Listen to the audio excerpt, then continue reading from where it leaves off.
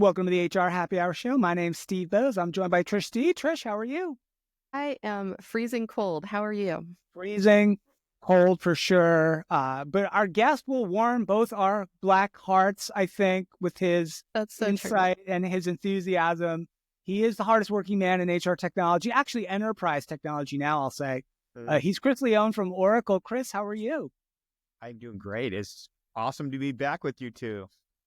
It's fantastic to see you. And you're out in California, I'm assuming, today, Chris? I'm in Pleasanton, yes, California. So Make us envious. Is the weather at least good there? it is warmish. It's going to be 62. So not it's all yeah, but it's been. I won't complain. It's awesome. Yeah. I was going to say, I was in Oslo last week with HR Tech Europe doing a whole session out there, and it was bitter cold, like the most cold I've ever been. I came back to Lincoln, Nebraska, and no lie, right now it is -3, and with the wind chill, it is -20. Like, what's going on? Yeah, I should have stayed in Norway. Yeah. I have my last going to go to college. He's going to be a senior next year. Anyway, one of the criteria is for colleges is temperature. So like when we have all the attributes, I don't know what weighting we'll put on it, but it's there. I think it needs to be there. My daughter is in her senior year here at the University of Nebraska, and we just bought her a snowsuit because they don't, they're canceling, like all the schools here are closed, but the colleges are going. So anyway, I said, well, enjoy your snowsuit as you go to class. Yeah, that it's brutal. It's winter everywhere. I think for sure we're going to relocate this show to Florida really, really soon. But Chris, Right. It is great to see you back on the show again. Since we last spoke, your role at Oracle has expanded a little bit. So we want to learn about that a little bit and talk about some of the news, right? Because this year, I think in enterprise tech for sure is going to be the year, not just of AI, but maybe of AI agents. Oracle's on the forefront of that news as well. So maybe we'll start there with some of the latest from Oracle, and then we'll talk a little bit about what you're doing, connecting the worlds of HCM and supply chain management. Sure. Sounds great. All right. So what are we doing in AI? So, I'll go back a little bit to kind of when we started, not too far back, but I guess it was early 23, late 22. We were very lucky. We have an Oracle Cloud Infrastructure platform that we can leverage, and the world was hit kind of by ChatGPT, and everybody kind of jumped in, and very early on we partnered with our Oracle Cloud Infrastructure team to really put a large language model together for Fusion, and we said, hey, look, we need to make sure that we're investing here, and we know this is going to be a trend. So very early on, we got a Oracle hosted Fusion specific set of large language models that we could start to build. So in 24A, which is the beginning of calendar year 24, we started to deliver, kind of basic, but really first set of generative AI capabilities. And what I always say is, it's a learning path, right? And not only do our customers need to learn and understand how they're going to govern these things and manage these things, our engineers have to learn how to build on this technology. It's a probabilistic technology, not deterministic that we're used to. They had to start simple. They had to understand how to build prompts and how to tokenize them. So they had context. And we had to learn how to check and code and manage that, and all of the things that we had to do to learn how to use this new technology was something we started with. So I think we got a jump start on delivering capabilities, and we did that throughout calendar year 24, and then kind of late 24, starting into early 25, we realized look, the next set of use cases were really around AI agents, and so.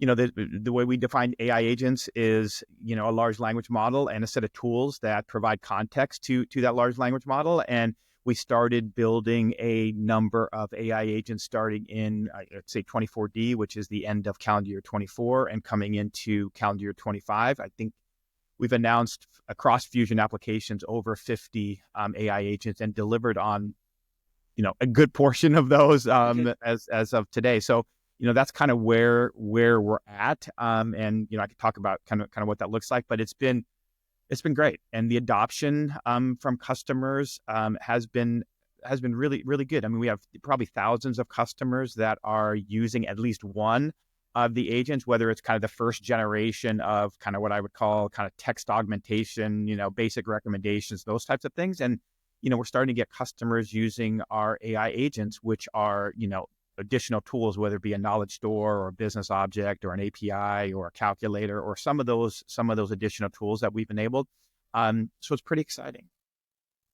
Thank you for giving that rundown of that, Chris. One of the questions I hear a lot from the leaders in human resources that we're talking to is they're not sure that they fully understand AI agents. So I think your description is really helpful. But when you're talking about some of the different ways they can be in using that, when it comes to your customers, are you giving them maybe some different scenarios of how they can enter? Is there a different pathway maybe dependent on their industry, or how does that work for them? Excellent question. So we get that a lot, right? How do where do I start? And so for us, and there's a lot of, in some organizations, especially globally, there's some concern about AI and all these things. First, what I would say is, I think the technology is going to be and is so revolutionary that the automation that we're able to achieve with it will push organizations, if they want to remain competitive in their industry, in their market, to adopt it. It's just going to become that. And so first, some of the use cases that we're able to support now that we never could in the past are really what you would consider a professional knowledge worker providing guidance or advice or information or best practices as part of their role. We're now able to take that type of information and inject it into our application via knowledge stores and content, and use that in context to a business process. And I can give you lots of examples of that, but the one that I'll give is benefits. So now, what we've, we have a large, I won't say large, decently sized benefits organization. Our benefits document is like 370 pages, 340 pages, something like that. And when you're going through the benefits process, or onboarding an acquired company that has questions about like, hey, I don't understand the benefits plan, and maybe they're unionized and it's different for all these unions. It literally is a full-time job to really get on the phone, talk to them, explain what the benefits do, explain what it means for your particular plan. And now we can inject an AI agent that can know all the policies and all the information for the particular plan that you have. We can understand information about you as a person. So Trish, we know how much PTO you have, how many dependents you have, and all the things that we have knowledge about you. And as you're going through the process, we can make recommendations, or you can ask questions and we can answer in specific to Trish and give you specific information. And that can cut across our entire application suite. So today, a lot of the deployments are really in context to a business application. But ultimately, a lot of these things will be able to be autonomous, and you'll be able to run these things without, always having to check in and ask questions. It'll run in the background, and there'll be something called a human in the loop, where at certain points of the process, it'll ask you, hey, I've done your benefits. Here's what you did last year, plus 2 additional things I think you should consider. Take a look, and do you want to approve it? Yes or no? If no, you can make changes and move on. So we'll start to automate more of these, processes as we go forward. And the technology allows us to do more and more of that.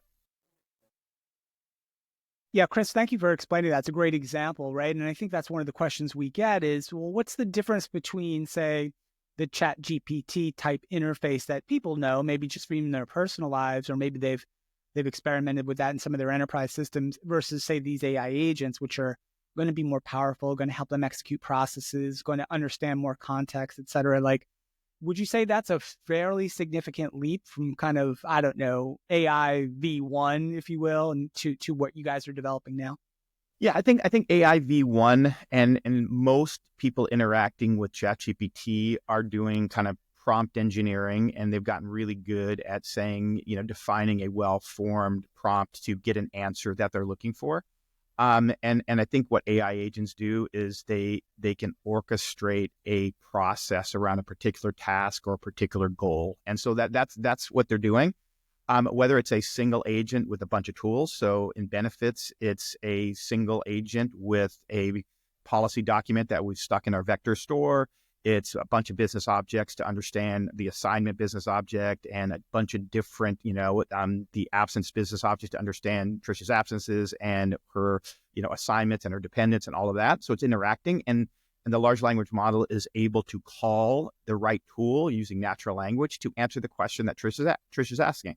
And that cuts across a lot of different things. And so, and that's a single agent. And so those were some of the use cases that we've been delivering on. And now we're moving into kind of what I call agent teams, where you break down a more complex task into, subtasks, and you have a supervisor that is managing a number of different agents, and they form a team and they can communicate with one another, and each one has an assignment and has different tools that they leverage for that assignment or that goal that they're doing. And you can string multiple steps together to start to form a broader and broader process for an organization. And that's the complexity. Now, is it a perfect world today? It's not, because if the agent makes a mistake, doesn't call the right tool, doesn't get the right answer, you want to put checks and balances, like put a human in certain steps in the process. We also have to, have, the ability to observe these agents to make sure if they've gone wrong, we can understand why they went wrong. Because remember, they're not deterministic like code, they're probabilistic. And so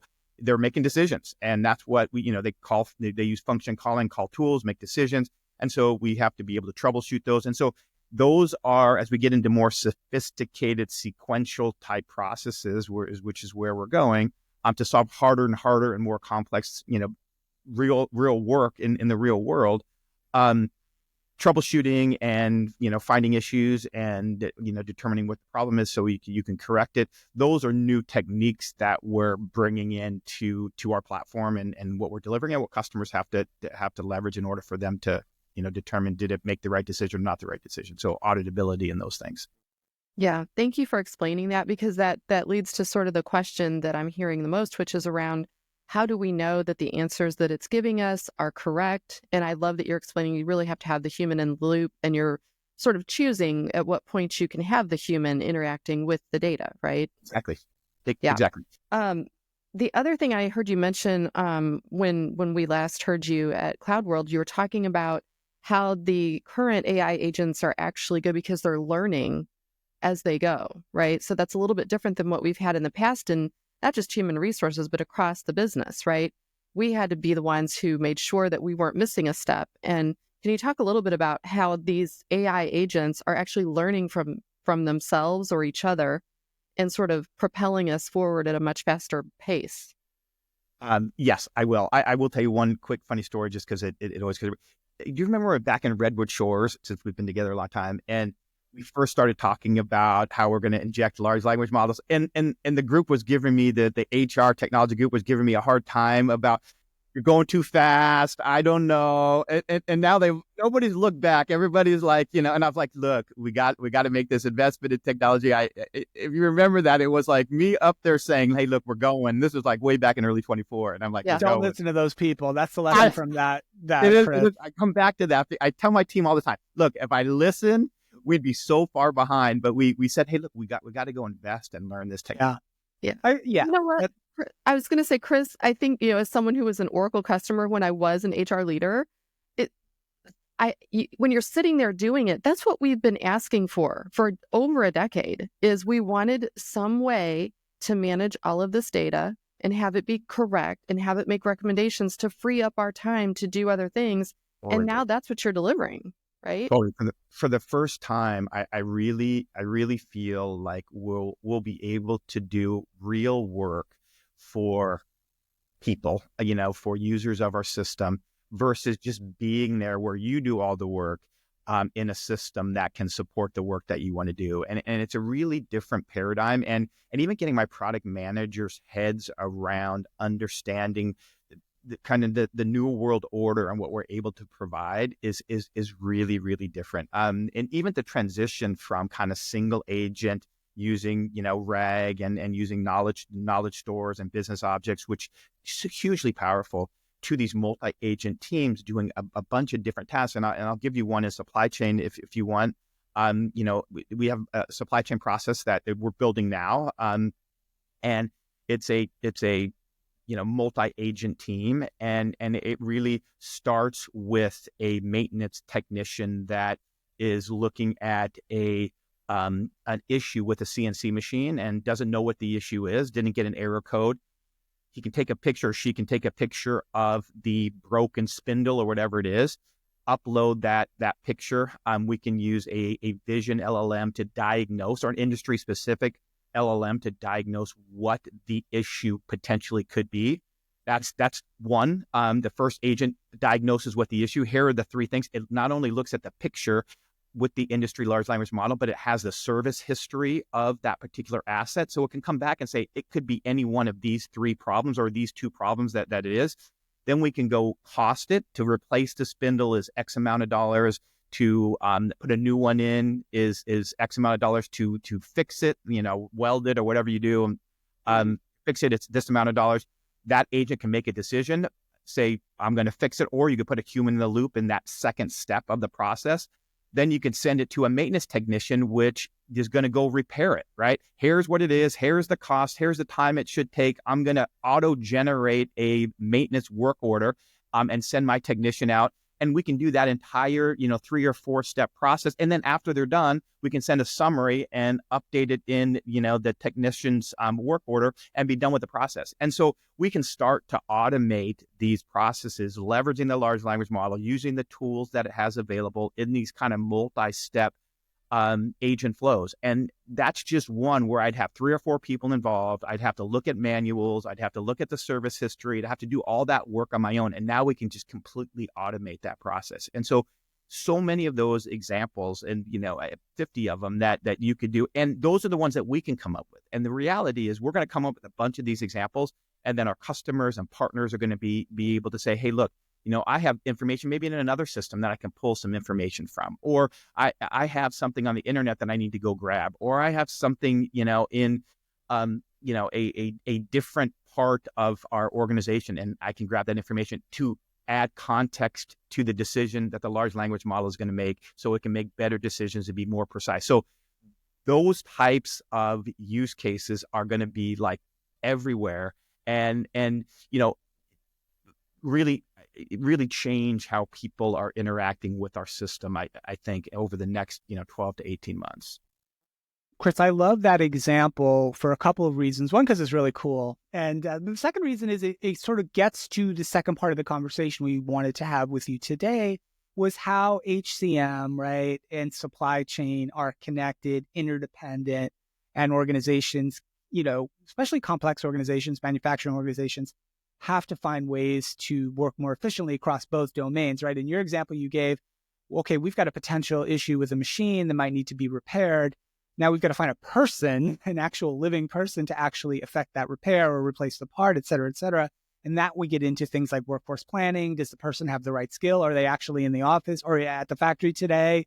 Are they out on leave? If maybe perhaps in that scenario, if we can't find the right person with the right skills, we might go out to a contracting agency or whatever the case may be to do that. But the interdependencies between these advanced supply chain processes and people, right, HCM, are numerous. And you're spending a lot of time personally and both the teams, though, on making these more effective. I'd love for you to talk about that. You're kind of these connections and why they matter. The great thing about people is they're everywhere. So you need, they really do form the foundation. So I could just tell you what what we're doing and in this scenario. So we have a maintenance tech workbench that we have as part of our maintenance application, enterprise maintenance application, where we track assets and we track the maintenance of those assets and all those types of things. And we have technicians that we deploy.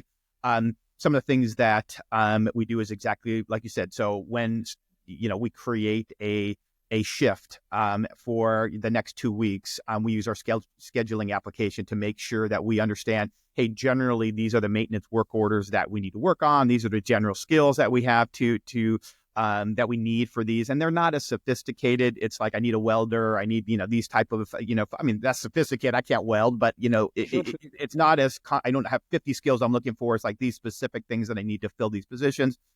Scheduling it works with our application, so you get a 2-week schedule. Then day of shift, so I know the people that I have working for like my maintenance set of projects that I have, or maintenance work orders that I have, and then like you said, I come in, we have a schedule that's set. All of the people that are there are assigned their first set of work orders, so that they need to complete.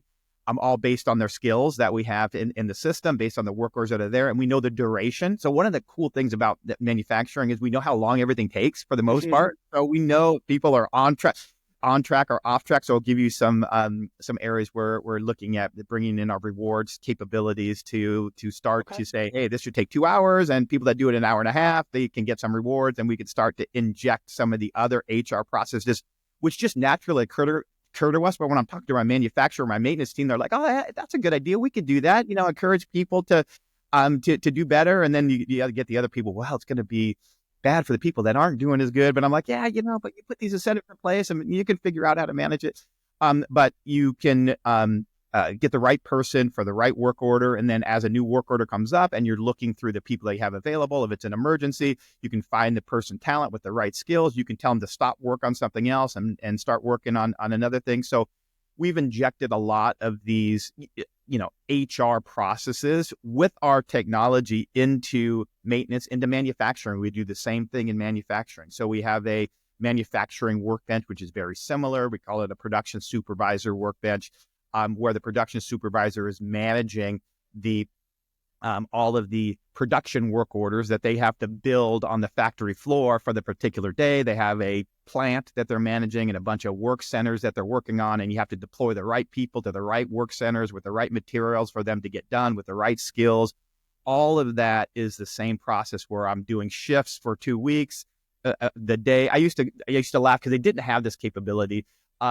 Is they do rostering. So I say, hey, Betty and Joe, you go to this CNC machine. I used to call it, so you put everybody in a parking lot and you just like tell you two go over here and you two go over there, versus having a systematic way to, like, when they come in, they know exactly where they're going. It's all based on like workload and they know how much each thing takes. And so one of the things that I've been able to, I won't say me, the team has been able to bring into some of the, supply chain manufacturing side is really those kind of rounding out the edges of how you inject the HR processes, more formally into the manufacturing process, right? So really doing recruiting, really doing scheduling, really doing rostering, really leveraging skills to make sure it's making the right decisions, to put the right people in the right place at the right time. So it really does all kind of come together. And literally, Steve, when you sent me that note on, hey, these are the things that are kind of interesting and top of mind, though not all of them, but many of them are the things that were actually kind of either delivered or delivering right. So it was like super, super timely. Yeah, no, we're excited to hear that, like in both just from what we're doing in our work, but also like in my background. I was a purchasing guy for a long time. Like, so I was like, toe deep anyway, right, in the supply chain side of things, right? And but the complexity of some of these processes for these large manufacturing organizations, right? And it's funny, like when the pandemic happened, I think like 80% of us became supply chain experts all of a sudden because we couldn't get the things we wanted, right? Often, right, in our local stores. But the complexity of these processes and the interdependencies among them, and then injecting in the people you need with the right skills at the right time, as you said, Chris, this speaks to something we've talked about forever. I know personally I have, Trish has as well, is, man, you can't do this if you are running 12 different systems from 9 different suppliers. I feel like you can't, right, in your organization. So if you've got one doing your procurement, you've got one doing your inventory management, you got another one doing your recruiting, you've got another one doing your learning, right? You just have a very, very difficult time tying it together. And I think one of the key advantages you see from an approach like you guys are taking at Oracle is you guys manage that for the customers, right? The people and their skills and their availability and their experience and their reputation even, right, is all there. I'd love for you to comment a little bit about how you work with customers to try to help them understand, hey, this stuff works better all together. Yeah, I mean, I try to take a realistic view, Oracle / realistic view of the world. And as much as I'd like for everybody to be 100% on every Oracle, module that we deliver, even if at the industry solutions, we want to cover the entire landscape of what people need. So the way I look at it, and what I tell my team is, like, look, we want to be and I think AI and agents, will be the same. I'll talk about that in a second. But we want to be, 75, 80, 85% of kind of the foundation. So if you can get your kind of foundational applications, you shouldn't have, three separate you shouldn't have a separate sourcing system, a separate purchasing system, a separate, inventory system, a separate order management system, a separate, CPQ system. I mean, once you start breaking that, I mean, it's like the old days when people were buying ERP. They bought like, oh, okay, I'm going to get AR from this company, and I'm going to, they got a great AP system. I mean, and now we look at it, and we're like, people would buy compensation systems standalone. That was common in HR.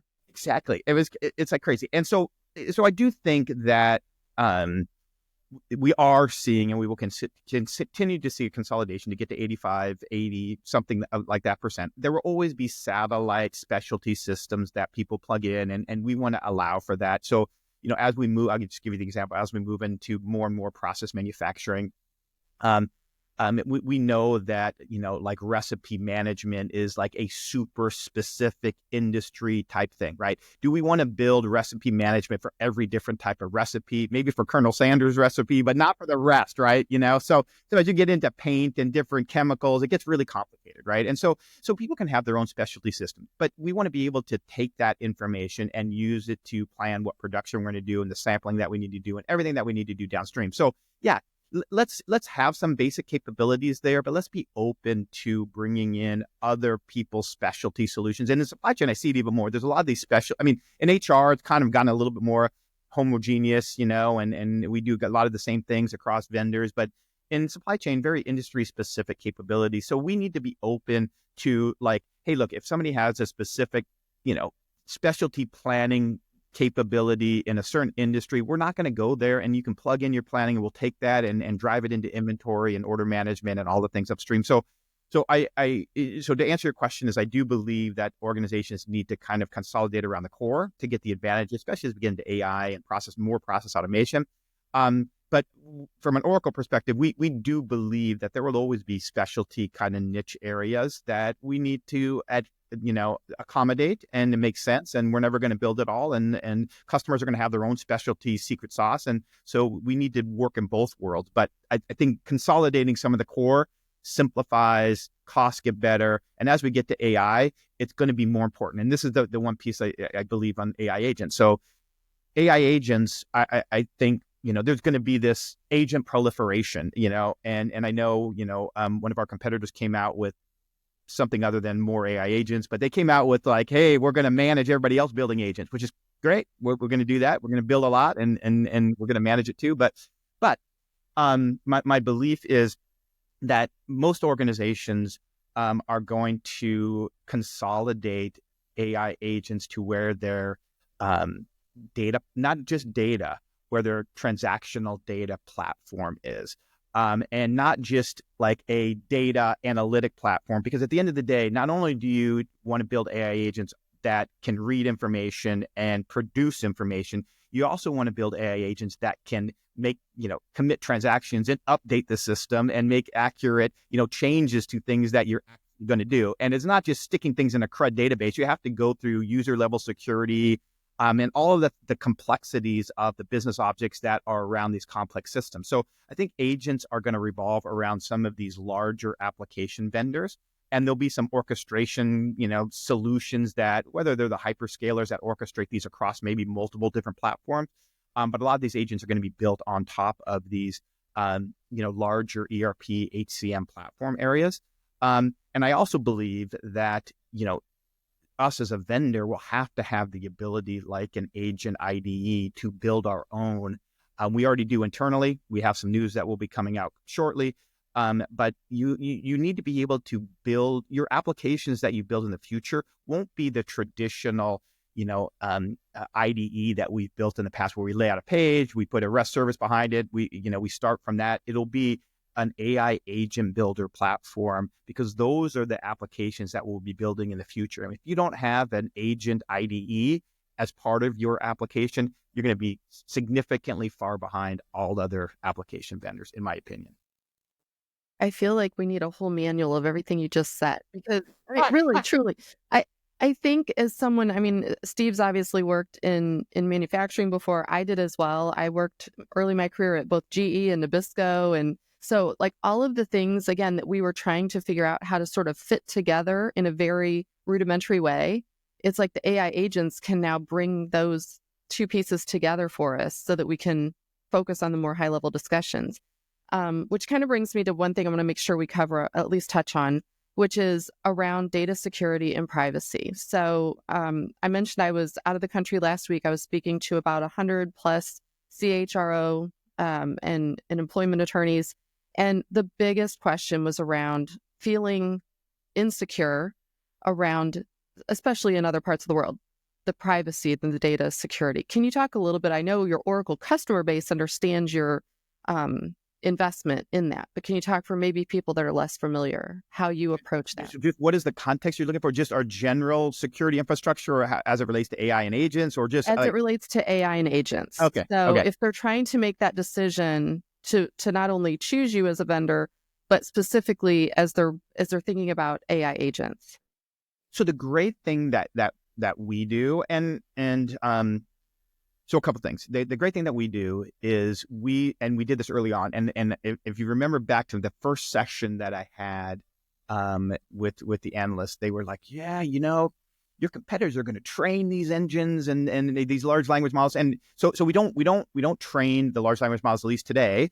We could get into some specialty models, but the large language models, we don't train them on customer data. We don't do any of that. For a number of reasons. But one of the reasons is we don't know which large language model is going to be the kind of winner from a technical perspective. We just saw Grok came out yesterday with a bunch of new capabilities. We saw the operator UI where they're kind of building agents on top of ChatGPT. Anthropic has new capabilities and has been a leader. So for us, we don't know which technology is going to ultimately win. We're going to insulate, future-proof that technology decision from our customers.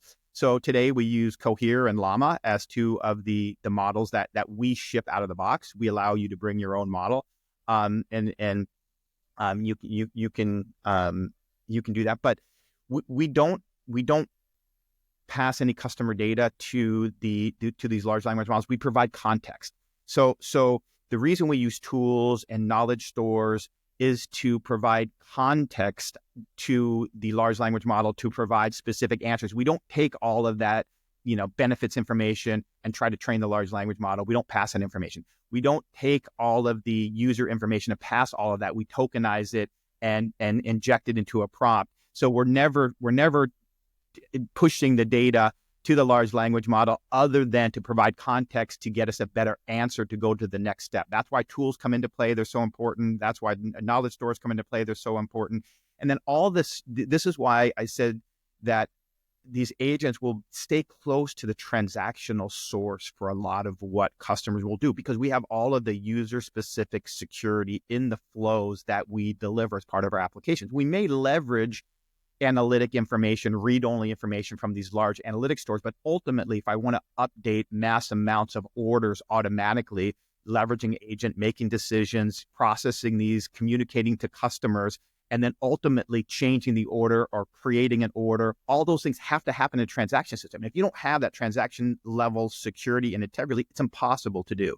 And so none of the what we've provided as security capabilities, governance, trust, none of that changes for us from adding AI or adding large language models. It all stays the same. So we don't share PII, we don't move customer data around, we don't train the large language models. None of that changes. In the future, could there be some specialty large language models maybe that we look at and we train in some special way on Fusion data model? Maybe, but today the use cases that we're delivering, We use just the context that we leverage from tools, business objects, or knowledge stores. All of those things is what we leverage. Thank you. I think too, you're very transparent, you as Oracle. I mean, for as long as I've known of Oracle and used Oracle, I mean, that was always the thing. There is that trust you have when you're a customer because you are very transparent with your customer base on any changes, any advancements, any innovations, right? And you're telling them so that they have plenty of time to ask questions, make any, decisions they need to make, right? You're not just springing it on people and they don't have any reaction time. And I would say probably one of the biggest things that kind of one of the biggest differences that we have is all of the AI agent capabilities are delivered as part of our application, meaning you don't have to subscribe to them differently. We're just delivering that capability as part of the application experience. That's why we deliver these large language models. You get that as part of so you don't have to go out and subscribe to Llama or to ChatGPT. You don't have to pay something extra for that. It's just part of the service. And we believe that adding this level of intelligence, this is how we build our applications. I mean, when my team is building an application, they're thinking about this new tool that they have, which is a large language model, and what it can provide to that business process flow. And so if they have to think about that as, oh, customers got to pay different, now I got to go, they can either use Anthropic, I don't know which large language model that they're going to use, so I have to, figure that out. And so it becomes, we don't have that as part of the equation. We want to make our applications more intelligent and easier to use and automate more of the processes. And so we deliver all of that as part of the application experience. So it's a really different approach than I think pretty much every other vendor is. Yeah, one of the things, Chris, that I was thinking about as you were describing how your approach to this was like potential buyers need to work very, very closely with their current providers or their potential providers, right, to understand how some of this works. It can be complex sounding, right, for HR people, especially who just don't have that deep background in some of these tools. So it's going to be important for them to partner with their IT teams as well, who are going to be more versed in this stuff, and also partner with their providers. And Trish, I'm thinking like you wrote a questions to ask your AI vendor kind of checklist on our site like a year or so ago or 2 years ago. That needs to be redone. I'm going to tell you that right now. That needs to be redone based on some of the things we've heard today, but some of the advances in technology too. And it's going to be important for HR leaders, especially who are listening to this, to work really closely with their peers in IT, work closely with their providers to understand these things, because they can be scary sounding a little bit. I think, Trish, you mentioned that the folks you were in front of that last week were a little bit reticent perhaps, or a little bit concerned about some of this stuff. And I think it's going to be important to work with those teams to help them understand a little bit better, the capabilities, but also, the steps that your vendors are taking to protect data. I saw just as a totally interesting thing, and this kind of blew my mind because I wasn't thinking this way. One of our customers, I'll try to send you the LinkedIn post. They posted a job for an agent, and they had a salary. I forgot what it was. It was like a $5,000 or something to hire an agent to do this type of work. Will that be where we end up? I don't know. Well, I mean, so it just kind of blew my mind. Is that really? I mean, in the consumer world, I literally spend not all my time. My team will tell you, spend all my time. I started building on these agent platforms myself. I won't tell you all the ones, but I started building. I started with LangGraph and Python, and then I went to like Flowwise and Relevance AI and Crew AI. I started building these agents myself because I wanted to understand how they all work, and so then I started building, different ones. And I came back. I said, this is, at least my understanding of what we need to do and how we should do it. But in the consumer world, they're building agents that can be deployed at customer, for, small, medium businesses that can do all the cold calling, that can do all the follow-up, that can take all the appointments, that can do all the scheduling. I mean, those are things that are existing today, right? On they're reaching out to HubSpot, sending emails through Gmail, all of that kind of stuff that I've built myself.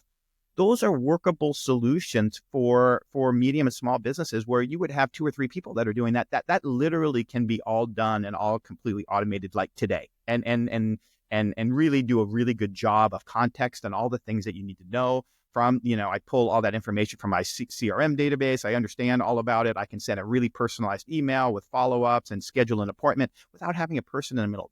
those are real solutions people are paying for today, and they work, right?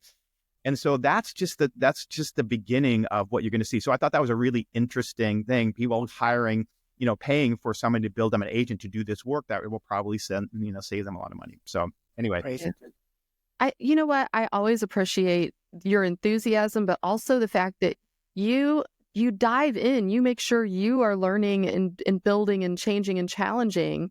And Yes. I don't know. I mean, obviously we talk to a lot of people and a lot of vendors in the space, but I feel like that is another differentiator. And I feel like having you sort of over both HCM and supply chain, it does help make it make better sense, right? To those of us who are trying to understand it. And Steve, to your point, it's changing so rapidly. Even if we provide a resource or someone else provides a resource, as an HR professional or supply chain professional, whatever, I think you also have to be aware, how old is this information I'm consuming, right? You have to know sort of a trusted source. So I do look, and I did look when I was in HR. The Oracle website is a great wealth of information, right? You have webinars, articles, ebooks, you name it, and it's current. So I don't know. I just feel like that's such a good free resource for people if you're wanting to learn more and understand some of the things we're talking about in greater depth, right? And it's fun. There's so much. It is changing so fast. There's so much information out there. I can tell you, I try to build it myself, try to do it myself. I watch so many YouTube videos on people building stuff, and that's a great idea, because people are so smart. They have such great ideas, and our customers come back with great ideas like, hey, have you thought about this? And and then the people that really get it, and I can see my product managers who really understand kind of what you can do now. I gave you some use cases, you'd be like, oh my God, it's like just yeah. But some of those I'm saving because we're delivering those, but like some of the ones that you're able to do now, you're going to be like, oh my gosh, I had teams of people that were doing that, and yeah, and now we can really help in those areas. So yeah. Can Chris, I ask you one question real quick before that wasn't really planned, but I was thinking about it. So, I mean, we all have kids that are college age or entering the workforce. I've been really surprised talking with both my kids who are at different universities, how many AI classes are now being offered. And obviously, these are things that are being written by these professors in real time. Yep. Does Oracle or you or your teams, do you have any connections with universities to help guide what they're teaching? And, I mean, one of my kids is in finance, one is in economics, and the other one is in journalism. And it's important in all of those fields. Is Oracle having any connection to universities in terms of this? We do. I'm not the best person to give you that. We do. We have a high school on campus. We have like a whole research group that works with a lot of universities. I'm not the. But so in other words, if you're at a university, you're an educator, you can absolutely connect with Oracle and sort of get those questions answered. Because I mean, I was watching my daughter today. She showed me some program she was using where she coded a whole entire website, and it took her 3 minutes to do start to finish. Everything I asked her, it just did it. And I thought, do you know how long it took me to build websites when I first started? It was ridiculous. The world is for our kids, it's going to be just such a crazy different world. I mean, it's just happening. Well, that shows why we need to make sure we're educated. If you're in a leadership position, you're going to be hiring people straight out of college who probably know more than you when it comes to artificial intelligence in general, right? So make sure we're keeping up. So. All my agents, they're all on these agent platforms. Literally, I've built some with them. They're all there. Luckily for young people, the corporate world has a long history of young people coming in and having to teach the people who have been there for a long time how things work, right? Totally. Yeah. That'll never end, right? Never. Chris, Matt, it's been great to see you. Thanks so much for sharing some really important updates about what Oracle's been up to, some of the things you're delivering, some of the possibilities for the future. And as you said, some of the real key interconnectedness between HCM and SCM, which you get to work on now really every day. So it's been a great update. I love great to see you. We look forward to seeing you in person soon. Yeah, very soon. Thank you for having me. It's always super fun. Awesome. Great stuff. Trish, thanks to you. Thanks to Chris. Thanks for tuning into the HR Happy Hour show today. We appreciate you guys being a part of our conversation. And remember, if you've enjoyed today's episode, be sure to subscribe on your favorite podcast platform on YouTube. Catch us on YouTube now as well.